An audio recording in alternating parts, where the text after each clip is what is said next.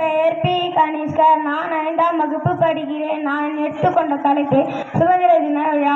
பிறந்து சிறந்த மொழிகளுக்கு நடுவில் சிறந்த பிறந்த எனது தாய்மொழியாம் தமிழை வணங்கி அவையோர் அனைவருக்கும் எனது முத்தானவர்களுக்கும் வணக்கத்தை தெரிவித்துக் கொள்கிறேன். நட்ட விதைகள் நல்லதாகவும் பட்ட கஷ்டங்கள் பல தந்த நன்னாள் இந்த சுதந்திர நாள். ஆம், இன்று ஆகஸ்ட் 15 விழாவில் சுதந்திரம் கிடைத்த நாள். இந்த பொன்னான நாளில் அனைவருக்கும் எனது சுதந்திர தின நல்வாழ்த்துக்கள். அனைவருக்கும் எனது சுதந்திர தின நல்வாழ்த்துக்களை தெரிவித்துக் கொள்கிறேன். ஆங்கிலேயரிடம் அடிமைப்பட்டு கிடந்த நமக்கு சுதந்திரம் பெற்று தந்தவர்களை நினைவு கூறுவோம்.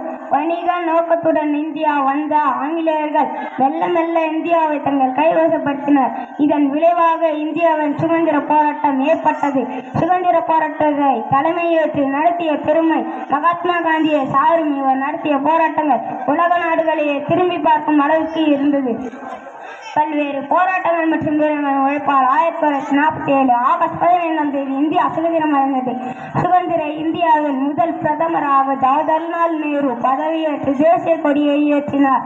இந்நாள் இந்தியாவின் தேசிய விழாவாக கொண்டாடப்படுகிறது. சுதந்திரம் என்பது உரிமை அல்ல, உணர்வு. அந்த உணர்வின் விளைவால் பல உயிர் தியாகங்களுக்கு பின் கிடைத்ததுதான் சுதந்திரம் எனும் உரிமை. போராடி பெற்ற சுதந்திரத்தை பேணி காப்போம், சுதந்திரம் போற்றுவோம் என்று கூறி விடைபெறுகின்றேன். நன்றி, வணக்கம். ஜெய் ஹிந்த், வந்தே மாதரம். சூப்பர்.